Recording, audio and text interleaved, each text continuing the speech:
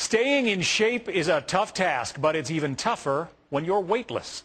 NASA always on the lookout for ways to keep astronauts fit and trim while they're on the job, even going to college for some ideas. 2, 1, 0, and liftoff of Space Shuttle Atlantis. Working in outer space takes a toll on the body. Veteran spacewalker Tom Jones knows what it's like. When you return to Earth, the shock of adjusting is really abrupt, and you get about an hour of feeling very heavy, as if your clothes are literally made of lead. And for astronauts who spend months on the International Space Station, the effects are much worse. On average, astronauts lose nearly 2% of their skeletal bone mass for every month they're in zero gravity. That's excellent form. To minimize the impacts of microgravity. Can we twist it to the side a little bit?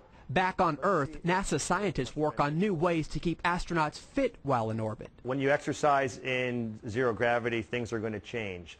For instance, I can't run on a treadmill because I just float away. So engineers have to design exercise equipment that takes little to no power and very little space. What we're trying to do is develop more effective exercise prescriptions and more effective exercise devices. Just to pull this bar straight upward. NASA even calls on college students to submit their ideas. This device was designed by students at Austin Community College. It's supposed to mimic lifting free weights in microgravity. Let's say we want to do a 50-pound weight. We can punch in 50 pounds to our computer.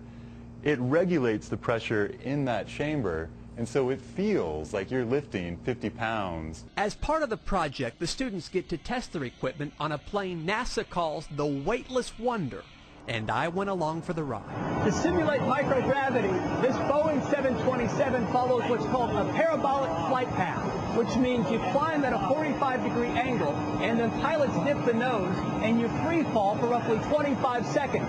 And during that 25 seconds, everything inside this plane simply floats.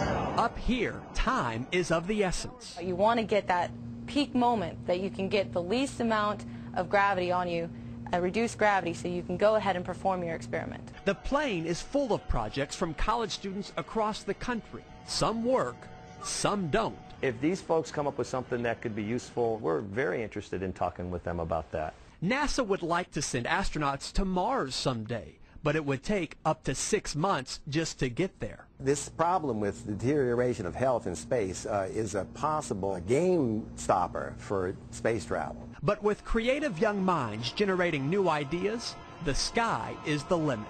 At the Johnson Space Center in Houston, Chris Gutierrez, Fox News.